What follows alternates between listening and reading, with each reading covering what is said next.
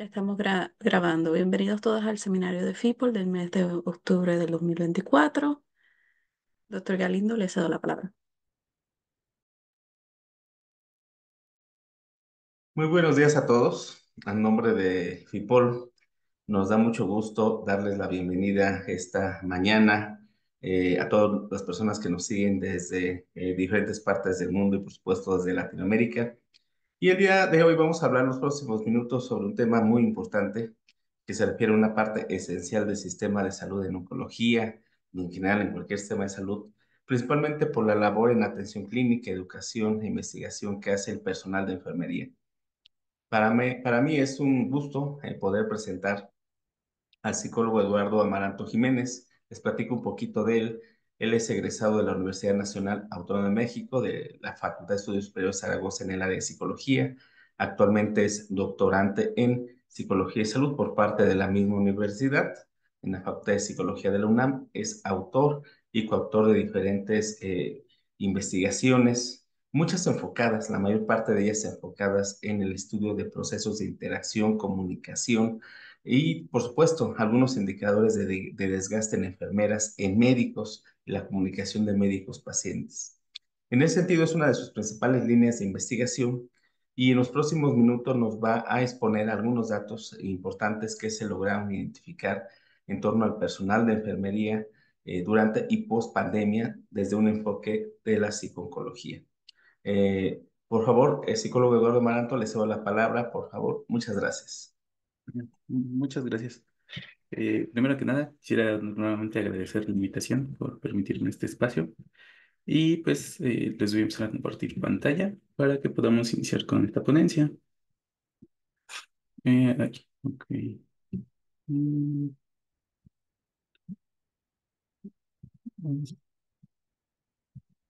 ok, ahí ya la pueden ver mejor, ¿verdad? Listo, ya se ve bien. Perfecto. Ok. Bueno, para comenzar, me gustaría un poquito contextualizar, digo, ahorita ya han pasado varios años, pero contextualicemos un poco más sobre cómo era la pandemia en ese entonces, hablando un poco sobre lo que era México y algunas noticias que se escuchaban acá. Cuando se inició todo este proceso de pandemia, lo que se vio es que hubo un aumento en la demanda de la atención médica, pero desgraciadamente ese aumento en la demanda de la atención médica venía acompañada de dificultades en recursos materiales que necesitaba el propio personal de salud para poder atender a los pacientes con COVID-19. Por ejemplo, aquí en México, aún así en los primeros 3 meses o en un inicio, cuando se empezaron a establecer cuáles eran los requerimientos y los equipos precisamente necesarios para poder cuidar a los pacientes, se vio que muchas veces el personal no tenía este equipo y desgraciadamente tardaron varios meses más en poder tener este equipo necesario para poder atender a los pacientes. Desgraciadamente, incluso en algunos casos aquí en el país, se llevó a cabo situaciones en donde incluso el propio personal de salud tenía que hacer su cooperación individual para poder conseguir estos insumos. ¿Y esto qué nos refleja? Que precisamente este proceso de pandemia que vivimos fue una situación sumamente estresante para quienes eran personal de salud en ese momento, sobre todo para el personal de enfermería, ya que la gran cantidad de pacientes eran atendidos específicamente por personal de enfermería. Si bien estaba el personal médico atendiendo y dando los medicamentos, quienes se quedaban cuidando al personal, a las personas enfermas y diagnosticadas con COVID-19 en estas áreas de aislamiento, eran en su mayoría profesionales de enfermería. Otro punto importante aquí que se notó es que ellos llegaban a tener más jornadas, o mejor dicho, más horas laborales, ya que muchas veces no se tenía la capacidad para poder llegar a solventar, en este caso, a lo que era la demanda que existía. Porque por un lado, había ciertas personas o un cierto personal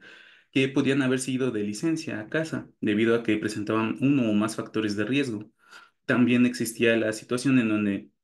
aquí, por ejemplo, muchas escuelas lo que hicieron fue proteger a los estudiantes y precisamente no enviar a servicio social y únicamente se quedaron todo el personal de enfermería que ya estaba adscrito. Y si le quitamos eso, el personal de enfermería que ya se había ido de licencia, quedaban aún menos. Por lo que se tuvo que hacer una campaña para incluso reclutar personal nuevo que ayudaran a que precisamente solventaran estas necesidades. Sin embargo, pues vaya en nuestro país, en México. Lo que se ha visto es que ha habido un rezago, en este caso en el número de enfermeras enfermeros necesarios para poder atender a la población. Y esto ha sido así desde hace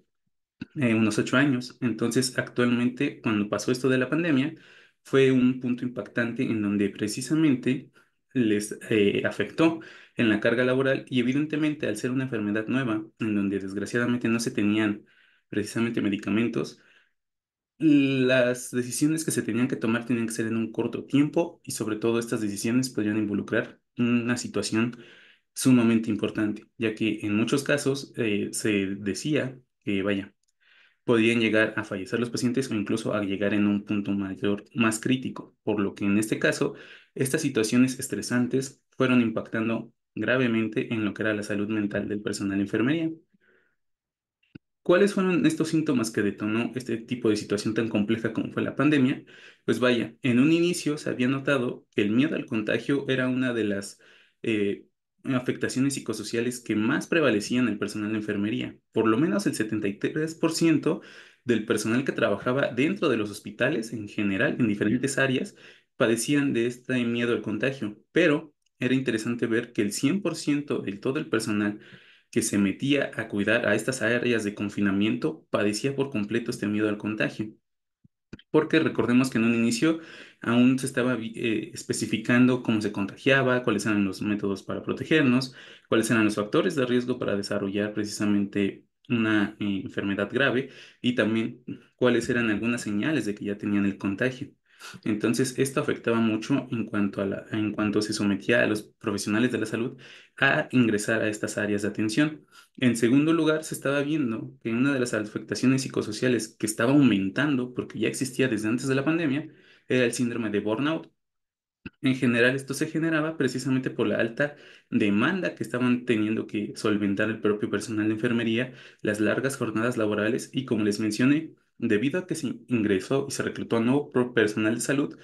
desgraciadamente se sometía a estresores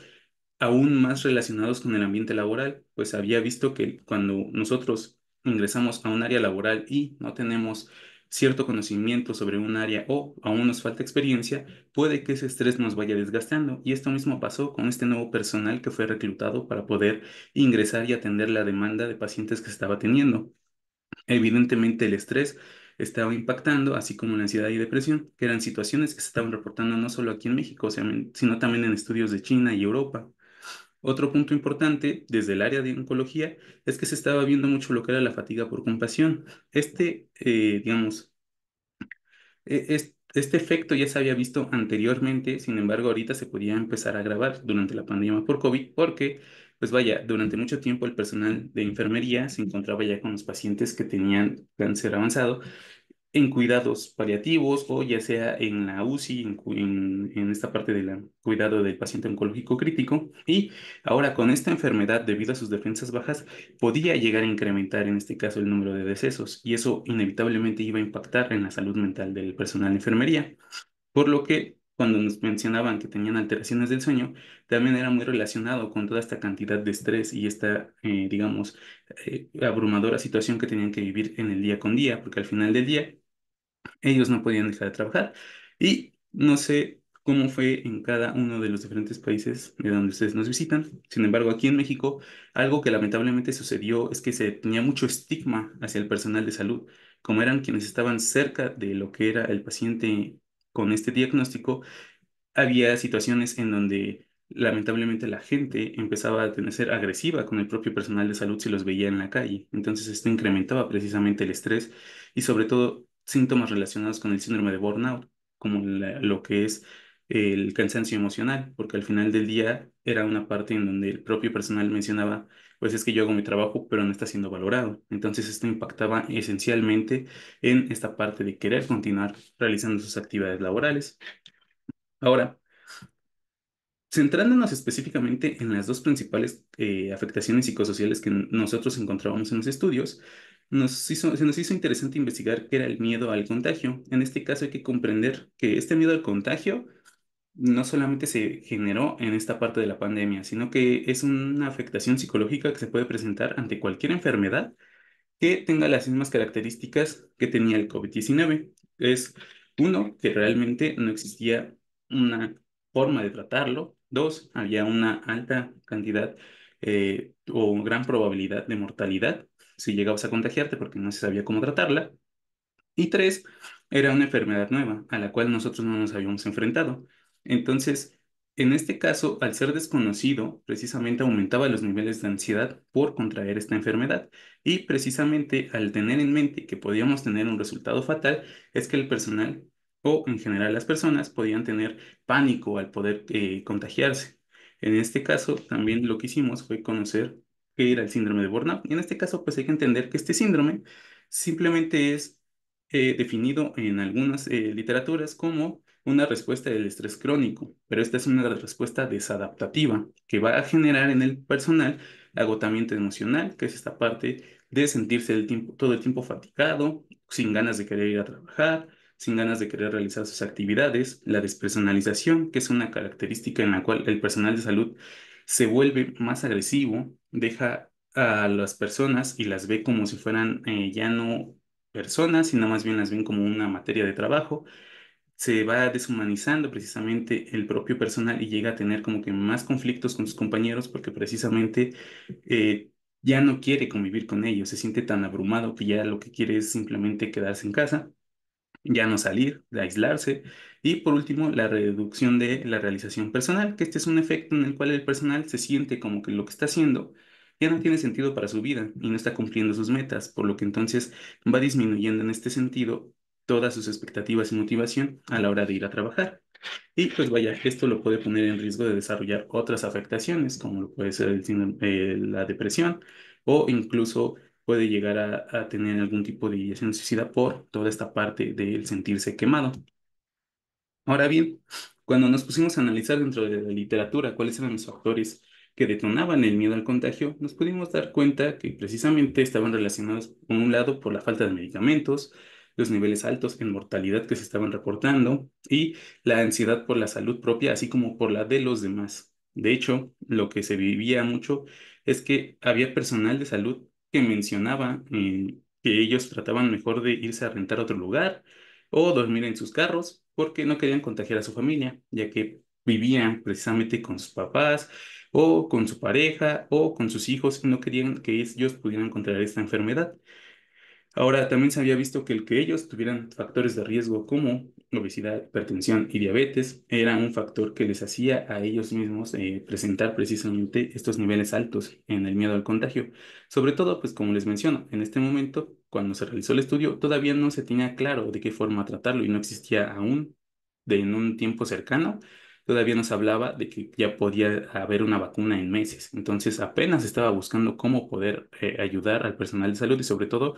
cómo poder desarrollar esta vacuna. Ahora bien, en cuanto a lo que es el síndrome de burnout, los factores que pueden detonar este síndrome están relacionados más que nada con variables psicológicas que tienen que ver más que nada con la resiliencia, con factores personales como en este caso factores relacionados a la personalidad, que tanto tiene la persona,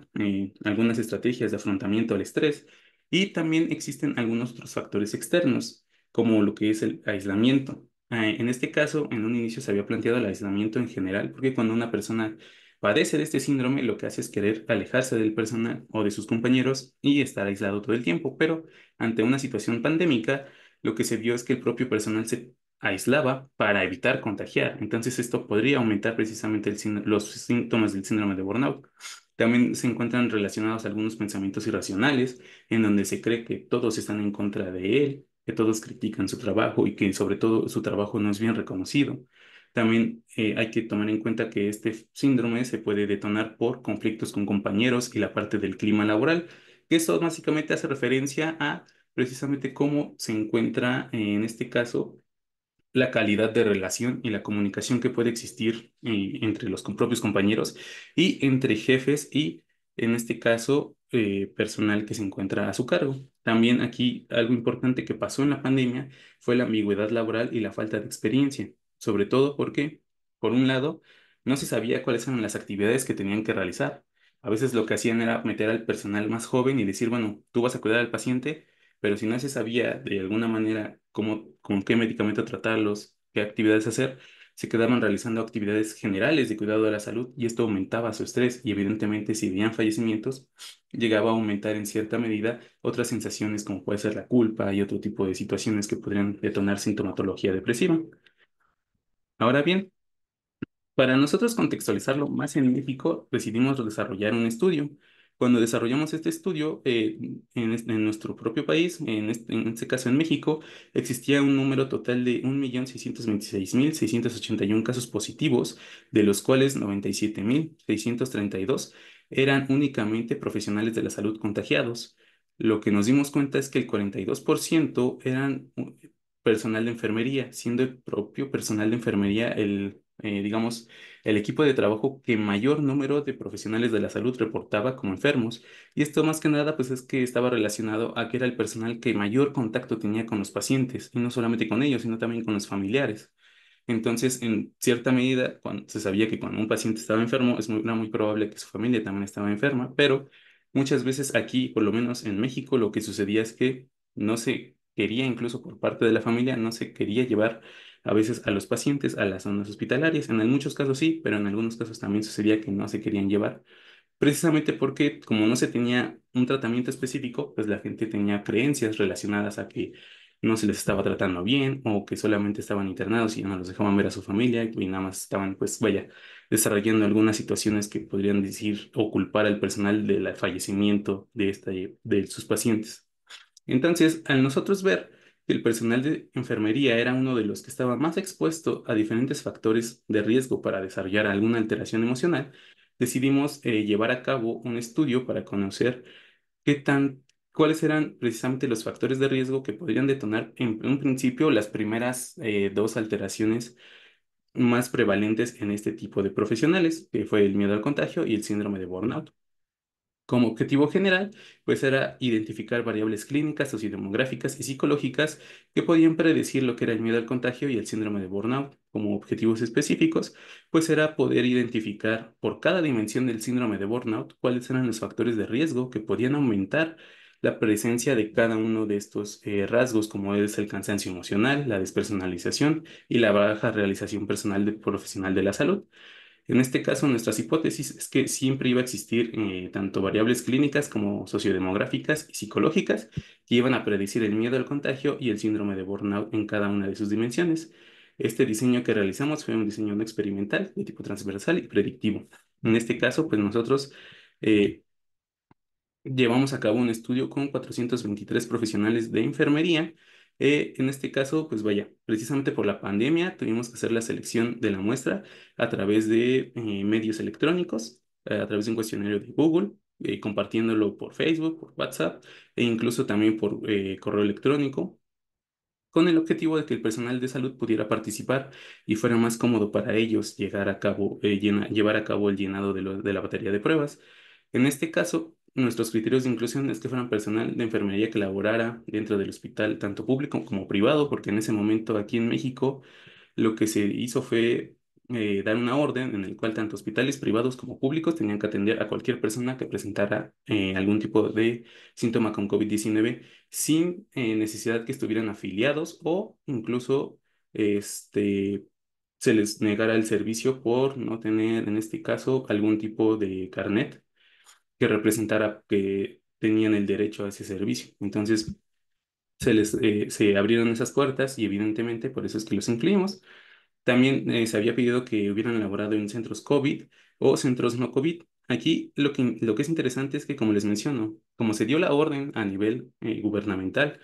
en el cual todos los hospitales, sin importar si fueran COVID-19, si fueran hospitales especializados en COVID-19, tenían la responsabilidad de atender a los pacientes, fue que por eso incluimos tanto centros COVID como centros no COVID, porque muchos hospitales que incluso al final de la pandemia se volvieron centros COVID, en un inicio no lo eran. Entonces, solamente cuando vieron que había una gran demanda de pacientes con esta enfermedad, fue que el gobierno los apoyaba para poder realizar esta parte de la adaptación de ese espacio a centro COVID. También aquí hay que tomar en cuenta que también incluimos aquellos que habían dejado de elaborar por solicitud de licencia debido a tener algún factor de riesgo. Y por último, como un criterio de exclusión, es que hubieran dejado los cuestionarios con respuestas no comprometidas. Estos nos referíamos a que nos llenaran los cuestionarios solamente con un tipo de respuesta en específico. En general, pues como les mencioné, se enviaba por redes sociales, se aceptaba participar, nos firmaba el consentimiento informado de manera electrónica, si no, pues se terminaba el cuestionario y después se presentaba la batería de pruebas, podían contestar de manera consecutiva cada prueba y en caso de que nosotros viéramos que existían estas respuestas comprometidas a la hora de analizar los datos, nosotros lo eliminábamos de la base de datos y en caso de que no se presentaran, pues ya lo llevábamos a cabo, lo metíamos a nuestro análisis final. En este caso, los instrumentos que utilizamos fue la escala de ansiedad generalizada, el cuestionario sobre la salud del paciente y la escala de miedo al contagio por COVID-19, así como el inventario de burnout de Maslach. Lo interesante de estos instrumentos son los relacionados con el miedo al contagio y el síndrome de burnout. En este caso, cuando nosotros corrimos el estudio, esta era una de las primeras escalas que estaba realizándose a nivel internacional, en donde se reportaban algunas propiedades psicométricas adecuadas para nosotros poder encontrar si el personal realmente padecía esta afectación psicológica. Y en el caso del inventario de burnout de Maslach, pues este es uno de los instrumentos que actualmente, incluso en la literatura, se ha reportado como un estándar de oro para poder evaluar si realmente una persona puede presentar alguno de estos rasgos, bueno, alguna de las dimensiones que componen al síndrome de burnout. Ahora, aquí es importante aclarar la subescala, que tiene que ver con realización personal, es una escala que se califica de manera, bueno, aunque más bien al momento de realizar el análisis está invertida. ¿Por qué? Porque al final del día la escala mide realización personal.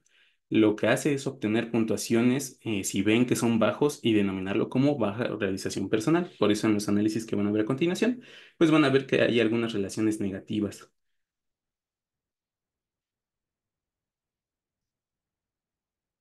Y como análisis estadísticos, pues bueno, antes de correr los modelos de regresión, primero realizamos una correlación para conocer cuáles eran las variables que se asociaban precisamente con cada uno de estos, con cada una de estas afectaciones psicológicas. Y por último, al observar estas correlaciones, llevamos a cabo una regresión multinomial para cada una de las variables psicológicas estudiadas. Ahora bien, como parte ya de lo que nosotros obtuvimos fue que la mayor parte de la muestra que participó eran por lo menos el 83% eran mujeres. En general, el 61% mencionaba que tenían hijos y por lo menos nos habían dicho que en general las instituciones que participaron trabajaban en instituciones públicas. También nos habían mencionado que ya habían vivido aislados de su familia, por lo menos el 54.4%, y en su gran mayoría habían recibido atención psicológica anteriormente al estudio. Ahora, aquí hay que considerar que en el momento en el que hicimos la encuesta, pues el 87% se encontraba saludable y sin síntomas, y casi el 83% mencionaba que no padecía alguna enfermedad secundaria como hipertensión, diabetes, y se encontraban saludables. Sin embargo, sí se había visto que el 80% ya había atendido a pacientes con COVID y sobre todo el 30% había mencionado que tenía familiares contagiados, así como el 87% había conocido o estaba en este momento mencionándonos que conocían a colegas, en este caso contagiados, durante todo este proceso de la pandemia. En este caso, para nuestro primer modelo,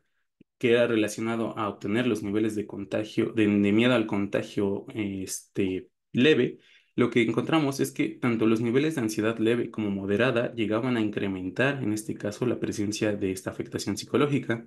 También el atender a pacientes fue una variable que se encontró constantemente en todos los modelos que corrimos de miedo al contagio, tanto mínimo como leve, y precisamente también moderado era una de las variables que estaba ahí como un predictor más de lo que era el miedo al contagio. Y sobre todo lo que vimos es que el cansancio emocional era parte que incrementaba lo que era el miedo al contagio en lo que eran los profesionales de la salud, en este caso en específico de enfermería. Y por último, lo que vimos es que el conocer compañeros contagiados disminuía un poco el miedo al contagio, y esto puede estar relacionado a que, si bien estaban contagiados, no llegaban a fallecer, porque eso también era un punto importante de que vimos dentro de lo que era toda la parte del reporte del sistema de salud que estaban ahorita en las estadísticas de nuestro país, en el cual, pues vaya, se mencionaba mucho que el personal de enfermería, si bien era quien más enfermaba, no se veían tasas de muerte tan elevadas en comparación con otros grupos, como el personal de medicina, quien sí reportaba altas tasas de muerte a pesar de que el número de contagios era menor. Ahora, en cuanto al miedo al contagio moderado, pues bueno, igual la ansiedad leve, moderada, atender pacientes con COVID contagiados y el cansancio emocional eran las variables que mayormente predecían la presencia de esta alteración psicológica.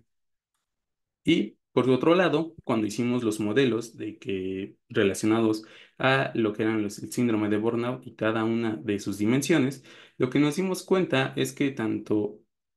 el tener una sintomatología depresiva mínima, presentar miedo al contagio, tanto leve como moderado, y presentar incluso ya alguna otra dimensión del síndrome de burnout, iba a aumentar lo que era la parte de la cansancio emocional leve.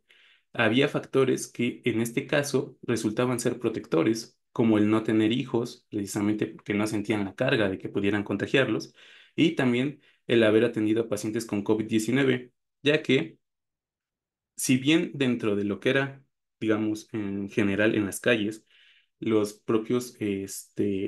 personas tenían este estigma hacia el propio personal, lo que se vio es que entre el propio equipo de trabajo, como había personal joven que ingresaba en lugar del personal mayor, el personal mayor lo que hacía era retribuirlos, ya sea a través de comprarles comida, ya sea a través de quedarse con ellos, de brindarles el soporte emocional que ellos necesitaban para tratar de disminuir precisamente este desgaste y sobre todo para apoyarse entre el propio equipo de trabajo, lo cual ayudó bastante precisamente a que no se desarrollara, en este caso, un mayor cansancio emocional.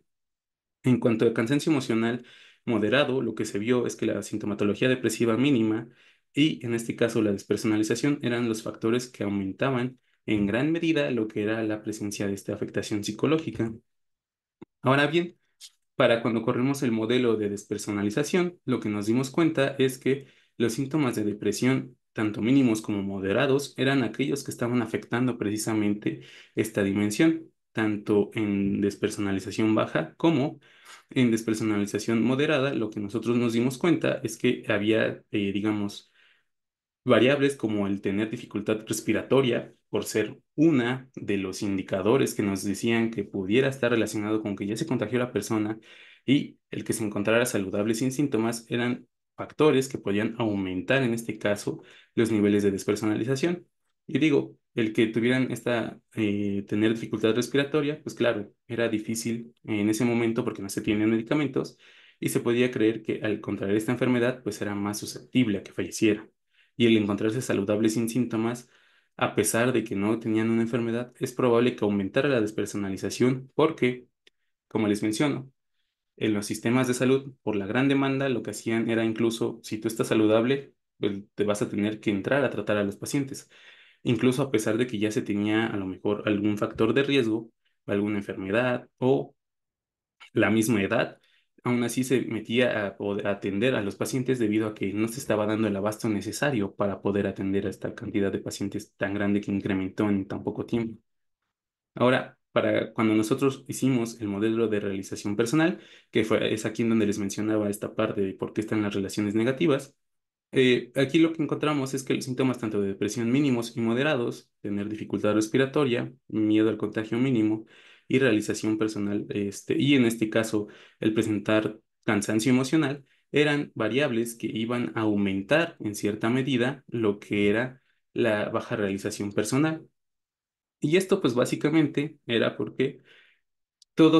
estas variables, si las analizamos con cuidado, pues vaya, estaban muy relacionadas precisamente con el hecho de que estaban enfermos, de que podían tener precisamente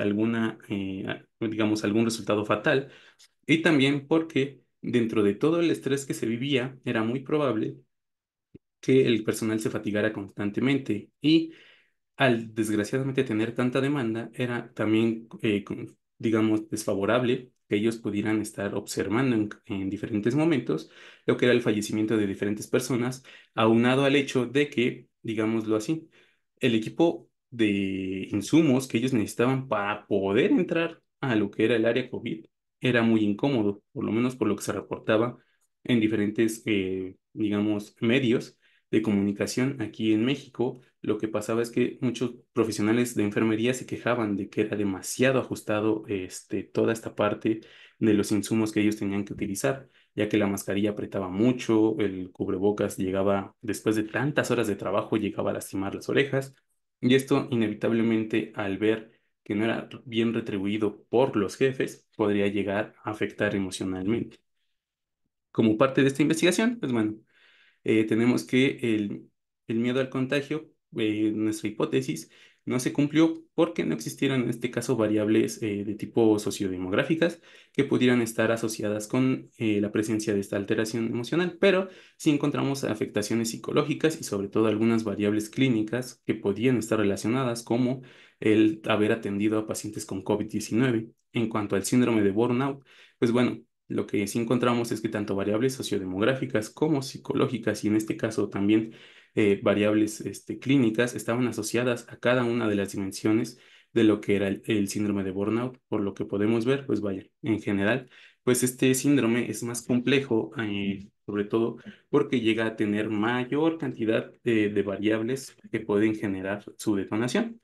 Y hay que considerar que con este estudio lo que vimos es que la situación a la que se enfrentó el profesional de enfermería inevitablemente repercutió en lo que fue la salud mental, porque ahorita lo que les voy a mostrar es cómo se generó después de lo que vimos en este estudio, sobre todo porque si bien, digamos, ahorita el miedo bajó, es probable que otra sintomatología se haya presentado. También aquí hay que conocer que esta pandemia lo que hizo fue exponer al personal de salud a diferentes factores de riesgo que, sobre todo en diferentes países de América Latina, donde existía gran demanda de los servicios de salud, es muy probable que el personal de enfermería hubiera desarrollado alguna alteración en su salud mental. Sobre todo, pues por la gran cantidad de cosas que ellos vivieron, a las que se tuvieron que exponer incluso por un largo periodo de tiempo hasta que se empezó a normalizar todo, cuando se vieron tratamientos y cuando empezaron a hablarse de vacunas. Ahora, hay que conocer que, en general, tanto los factores que predijeron el miedo al contagio como los que predijeron el síndrome de burnout ya estaban siendo reportados tanto en Europa como en Asia, así como en países de Latinoamérica. Y hay que entender que existe diferentes, digamos, sintomatologías que estarían indicando más que nada una comorbilidad en lugar de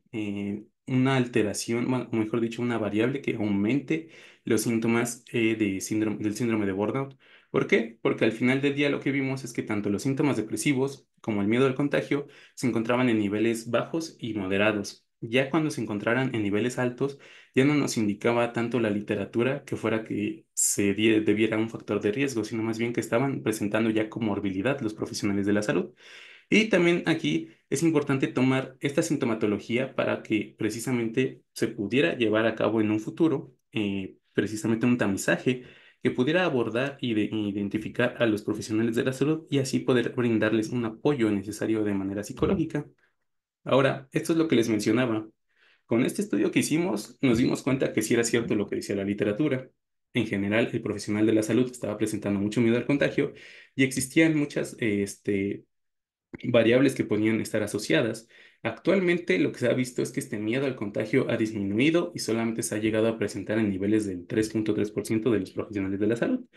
En general, ha estado influido ahorita por la ansiedad a la salud, la incertidumbre al futuro y los síntomas de depresión que se pudieron haber mantenido durante este tiempo en el cual se expuso al personal de la salud. Y en cuanto al síndrome de burnout, este incrementó. Antes se presentaba en el 48% y ahora se están viendo que existe profesional, en el 82% de los profesionales existen niveles tanto medio como altos de alguna de sus dimensiones. Entonces, esto puede estar relacionado a síntomas de ansiedad que se generaron durante la pandemia, así como síntomas de depresión y en cierta medida por el miedo al contagio. Pues hay que recordar que al final del día, si bien se generaron vacunas, aún se queda esta parte de que durante ciertas épocas del año se puede llegar a generar un aumento en casos. De hecho, ahorita en México se estaba anunciando precisamente ese aumento en el número de casos COVID, por lo que se estaba ya tratando de retomar las medidas del uso total del cubrebocas y esperar que no se, bueno, más bien evitar que vuelva a aumentar o incrementar en tanto el número de contagios. Ahora, ¿qué es lo que nosotros podemos hacer ya que tenemos toda esta información? Pues bueno, básicamente lo que podemos hacer es Por un lado,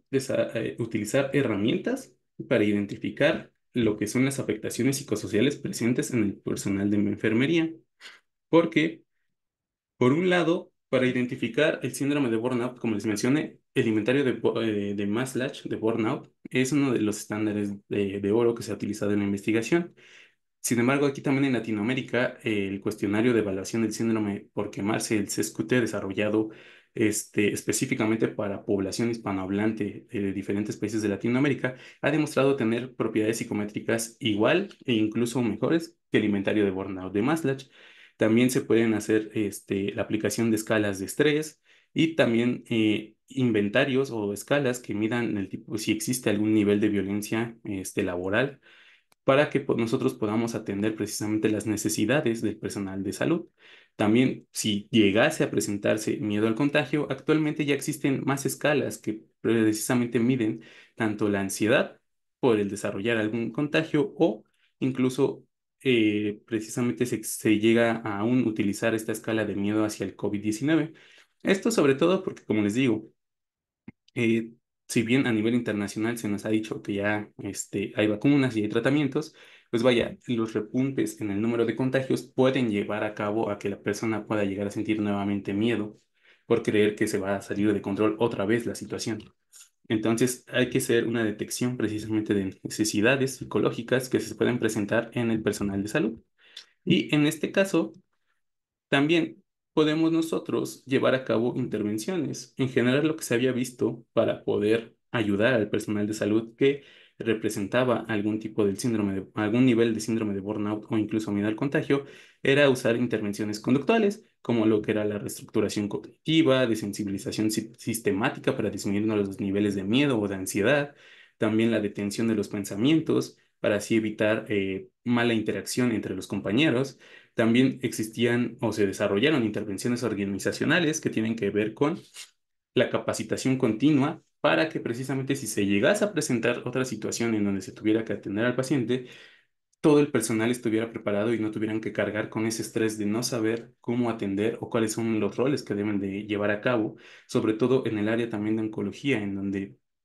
al llegar debe de existir un periodo de adaptación y esta formación continua e inicial les puede ayudar de mucho al personal de enfermería que va ingresando para que precisamente el estrés no los consuma y no lleguen a desarrollar, en este caso, algún nivel de síndrome de burnout. También es importante que se promueva a nivel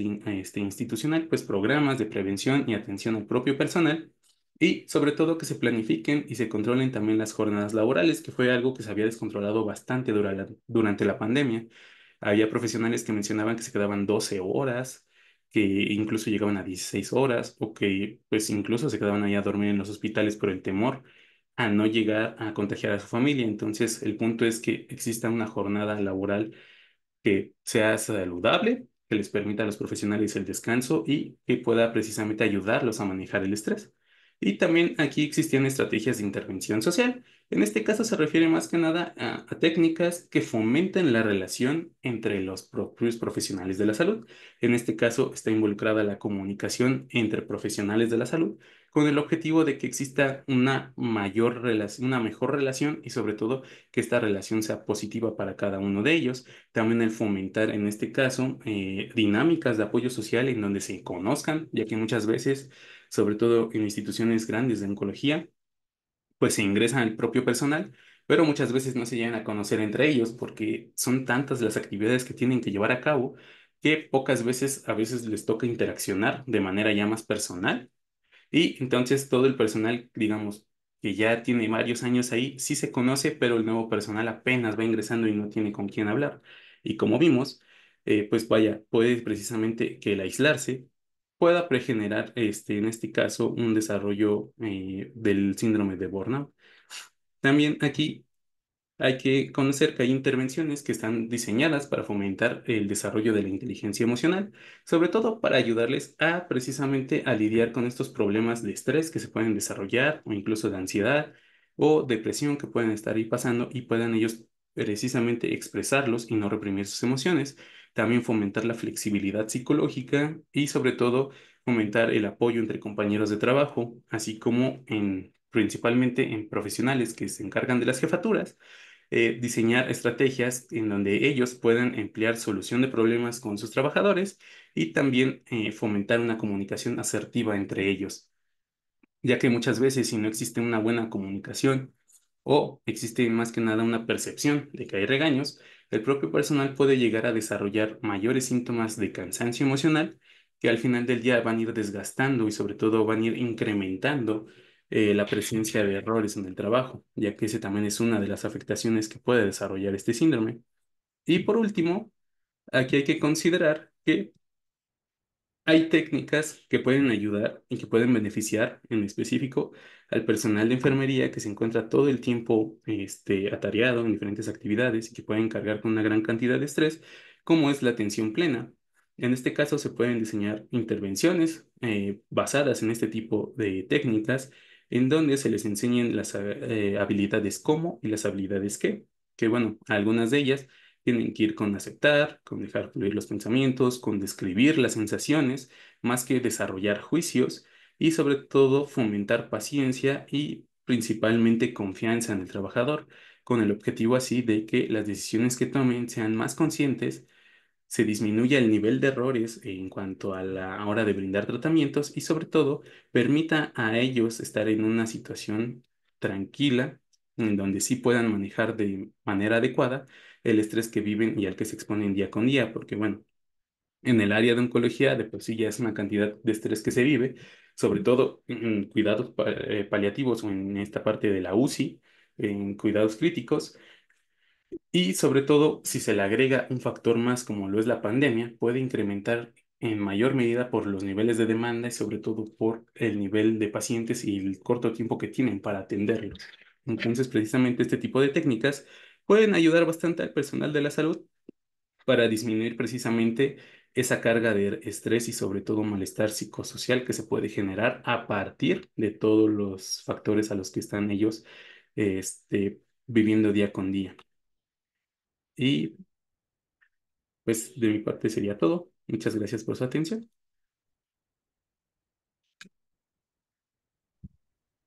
Muchas gracias, Eduardo Maranto. Hay algunas preguntas y felicitaciones. Eh, Se menciona a la doctora Aida Castro. Felicidades por la excelente presentación. Me gustaría saber si en el estudio se les preguntó a los profesionales de la salud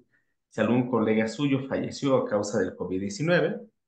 y de no ser así, si crees que esto pudiera también contribuir al burnout por el impacto emocional del duelo. En este primer estudio no se había preguntado porque, bueno, cuando lo realizamos llevaba apenas 3 meses de que se inició aquí lo que llamaron a nivel gubernamental la cuarentena, en donde no salía ninguna persona más que por personal de salud. Entonces no se preguntó por esa parte de si habían fallecido. Seguramente sí hubiera aumentado los niveles del síndrome de burnout porque bueno, en estudios que también se realizaron en diferentes partes de México, se había reportado que cuando un personal de la salud, bueno, cuando un profesional de enfermería conocía a colegas que habían fallecido, aumentaban los síntomas del síndrome de burnout, sobre todo la parte de la despersonalización, pues se tenía precisamente la percepción de que, pues vaya, solamente los veían como herramientas de trabajo. Entonces, esto a su vez afectaba de manera negativa la relación que ellos tenían con los propios jefes e inevitablemente con los propios pacientes, sobre todo cuando se dieron estos casos de agresión en donde los familiares agredían al propio personal de salud. Entonces, sí creo que sí, bueno, más bien sí hay evidencia de que aumentó, sí existía sobre todo fallecimientos y sobre todo también si los insumos eran bajos. O sea, cuando no tenían insumos y había un nivel alto de fallecimientos, incrementaba más la presencia del síndrome de burnout. Muchas gracias, Eduardo. Hay otros comentarios de Jimena Moreno. Buenos días. En el plan de estudios de enfermería, ¿este incluye materias sobre salud mental? ¿Se les enseña intervenciones y o estrategias preventivas? ¿Qué nos puedes decir, Eduardo? Bueno, en este caso, de momento se está buscando que se incluyan. En general, pues vaya, lo importante es que en estos estudios, pues vaya, se integren más que nada estas intervenciones para el desarrollo de habilidades de salud mental y que precisamente puedan ayudar a que disminuyan estos factores de riesgo a los que se exponen. Digo, como les mencionaba, el síndrome de burnout había estado ya presente en un 20% de lo que era el personal de salud aquí en México. pero no se atendía esta parte de la salud mental. Actualmente con esto de la pandemia se han integrado y se está buscando que precisamente se desarrollen estas técnicas y se implementen para, sobre todo para fomentar en ellos una mayor salud, porque al final del día, retomemos, son profesionales de la salud, pero no por ello dejan de ser humanos. Llegan a tener las mismas emociones y las mismas alteraciones que nosotros, y lo más importante es que ellos también puedan gozar de esta salud mental a pesar de la gran cantidad de estresores a los que se enfrentan. Muchas gracias, Eduardo. Hay varios comentarios adicionales. La doctora Rosario Costas dice, felicitaciones, los profesionales de la enfermería son un grupo muy desatendido y con muchísimas necesidades. Me pregunto si también el nivel de quemazón tendría que ver con las estrategias de manejo del estrés por el paciente y si el adiestramiento para los profesionales de enfermería en manejo de malestar emocional sería útil o mayor carga para el personal. Bueno, en este caso sí es cierto que puede presentarse como mayor carga, porque desgraciadamente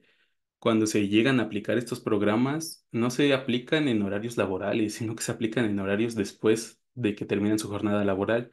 Entonces, desgraciadamente, tienes a un personal de salud que a lo mejor cubrió 12 horas y lo que quiere es ir a casa a descansar. Y si los invitas, es muy poco probable que acepten. Hay muchos que cuando ya están sintiendo mucho este desgaste, sí aceptan, pero en su gran mayoría, pues lo que se debería de hacer es fomentar más que nada espacios, como lo que hicieron en China, que se les daba horas de su jornada laboral, en una hora se les metía a todos ellos a intervenciones grupales, para que hablaran de sus emociones, para que hablaran sobre cómo se estaban sintiendo, cómo estaban pasando esto, con el objetivo de que esto fomentara tanto el apoyo psicosocial como también que ellos pudieran desarrollar estrategias de regulación emocional, porque bueno, ahí también se les aplicaban técnicas, se les enseñaban cómo manejar sus emociones y sobre todo pues ayudaban a que disminuyera precisamente estos factores negativos, porque en cierta medida había una convivencia social y provocaba que entre ellos se sintieran apoyados y sobre todo escuchados por la misma institución. Entonces sí, sí se pueden aplicar estrategias. Yo creo que el punto importante es que como parte de la interacción con las instituciones, se llega a un acuerdo en el cual se vea de qué mejor manera se pueden aplicar para ellos. Porque si lo hacemos de manera en donde se les aplique después de horarios de horas o jornadas laborales muy desgastantes, muy poco probable ellos van a estar interesados y van a sentirlo más como una carga si se les obliga que como algo beneficioso para ellos. Muy bien. Hay varios comentarios adicionales. Puse en el chat dos links de dos publicaciones relacionadas con Eduardo Maranto, por si quieren profundizar en el tema. Y puedes poner si es factible también algún contacto de correo electrónico, por favor, Amaranto, por si te Sí. quieren contactar directamente, estaría genial. El doctor Carlos Silva, felicitaciones por tu excelente ponencia y trabajo. María Fernanda Montaña nos comenta, felicidades por la excelente presentación. Valoro mucho que has destacado que podemos hacer los sanitarios en el Hospital Británico de Buenos Aires desde el grupo interdisciplinario de atención de sufrimiento. Estamos desarrollando el plan de acción para intervención sobre el impacto de atención del sufrimiento en el sanitario, iniciando por una jornada universitaria de este año. Consulto si están planificando sostener en el tiempo espacios de trabajo en autoconciencia de los profesionales para prevenir burnout y fatiga por compasión. Ok. Aquí nosotros en el Instituto Nacional de Cancerología se han estado impartiendo diferentes cursos. Precisamente se está diseñando el primer curso para desarrollar atención plena en profesionales de la salud. Digo, me interesa bastante eso que dicen de que en Buenos Aires se está realizando esta propuesta. Creo que es algo muy necesario en general. Lamentablemente nosotros, pues vaya, por diferentes áreas, tanto estructurales como algunas dificultades que se han tenido en que se regularice muchas cosas, pues vaya, todavía no hemos desarrollado esto, pero creo que sería de bastante beneficio para el propio personal de la salud que se lleguen a implementar, sobre todo para estas partes de fatiga por compasión, porque inevitablemente, digamos, el burnout sí puede estar involucrado mucho de manera institucional y se puede mejorar si se aplica esta convivencia, pero la fatiga por compasión ya implica aspectos muy relacionados con lo que es el área de lo que es la regulación emocional. Al no manejar bien la empatía y sobrecargarse de ese desgaste, les puede afectar de manera negativa, a pesar de que ser empático pues es una parte importante de lo que es la interacción médico-paciente o profesional-paciente. Entonces, creo que sí valdría la pena que nosotros pudiéramos ya aplicarlo. Estamos en ese desarrollo. Ojalá pronto nos den ya, nos aprueben todo para poder llevarlo a cabo con profesionales de la salud. Y claro, hay que ver realmente sus experiencias, porque muchas veces lo que nos dicen es, pues es que sí he ido al psicólogo, pero no me ha funcionado y he ido aquí también, pues he pedido apoyo aquí, pero pues como que no me han escuchado mucho y lo que hacen es como me mandan a áreas más tranquilas. ¿Qué áreas más tranquilas es, por ejemplo, si estás en cuidados intensivos, pues ahora te mandan a oncología médica, en donde nada más toman signos de pacientes y ya no tienen que ver a los pacientes todo el tiempo en un cuidado crítico? Entonces los van rolando. En cierta medida baja su estrés, pero hay que tomar en cuenta que el desgaste, pues ya está ahí, ya se quedó y no se está trabajando en esa parte de cómo ayudarlos a sacar. En esta caso, con estas propuestas que mencionan, creo que sería bastante importante cómo ayudarlos a lidiar con el sufrimiento, porque queramos o no, pues la experiencia se queda ahí interna. Perfecto, muchas gracias, Eduardo. Bueno, también Eida Castro agradece por las observaciones y bueno, Fernanda Montaña al final a disposición para intercambiar y colaborar juntos. Bueno, esas son las preguntas que hay. Te agradezco, Eduardo, principalmente por ese tiempo y la disposición de poder compartir con el grupo FIPOL estos avances en investigaciones que algunas de ellas ya están publicadas, como lo puse en el chat, y principalmente porque creo que se puede trabajar como una red, ajá, propia de FIPOL, que puede estar desarrollando y dándole continuidad a investigaciones que ya empezaron desde la pandemia y fortalecerlas aún más. Seguramente no va a ser la única ocasión que podamos colaborar contigo, Eduardo, principalmente para sobre programas clínicos y de investigación. Le cedo la palabra para hacer el cierre a la doctora Rosario Costas. Por favor, doctora. Muchísimas gracias, psicólogo Eduardo Maranto Jiménez, por su excelente exponencia. Gracias, doctor Galindo, por moderar. Y nada, los esperamos entonces para la próxima seminario en FIPOL que se va a estar dando en noviembre, creo que la tercera semana de noviembre. Vamos a estar enviando la promoción a través de la lista de emails y también en las plataformas de las redes sociales. Muchísimas gracias. Que tengan buena tarde. Muchísimas gracias. Gracias.